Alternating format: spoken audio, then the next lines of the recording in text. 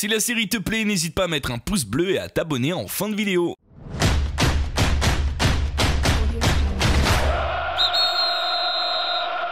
Bonjour à tous, on commence aujourd'hui avec les résultats de nos clubs français hier en Ligue Europa. Lyon a fait un vrai pas vers la qualification en gagnant à domicile 3-0 contre Everton. Ils sont pour l'instant deuxième de leur groupe à égalité de points avec l'Atalanta. Malheureusement, Marseille et Nice ont perdu hier tous les deux 1-0 contre Guimarães pour l'OM et contre la Lazio pour les Aiglons. Ils restent chacun deuxième de leur poule et gardent espoir dans la qualification.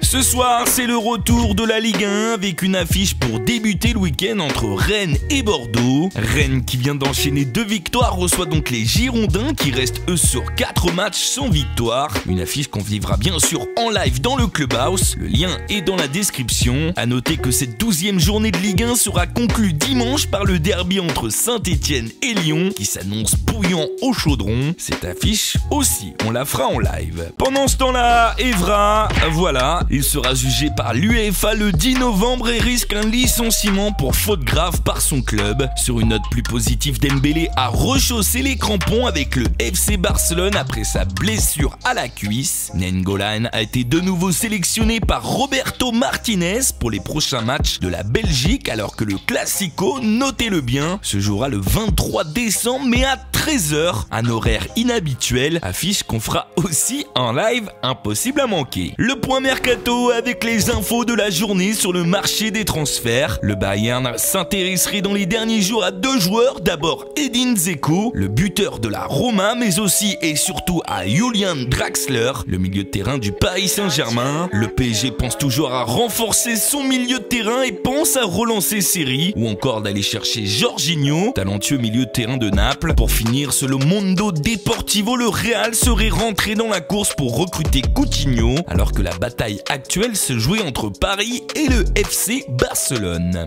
On termine ce contre-attaque avec une grande pensée chaleureuse pour Santi Cazorla. En effet, Marca a publié une interview de l'international espagnol qui a parlé de sa situation actuelle. Le joueur d'Arsenal n'a effectivement plus refoulé les terrains depuis le 19 octobre 2016 à cause d'une blessure au tendon d'Achille. Suite à 8 opérations et un retour manqué sur les terrains, il a failli perdre son pied après une infection et a perdu 8 cm de son tendon d'Achille. Il a même dû prendre une partie de peau de son avant-bras pour le greffer au niveau de son pied. Toutes nos pensées donc à Cazorla, et notre communauté passionnée de football préfère mettre en avant un combat comme celui-ci plutôt que des joueurs qui mettent des coups de pied à leurs propres supporters. Voilà les frérots, l'épisode est terminé, j'espère qu'il vous a plu. Contre-attaque revient lundi pour vous résumer l'actu toute la semaine. À ce soir pour le retour de la Ligue 1. Tchuss.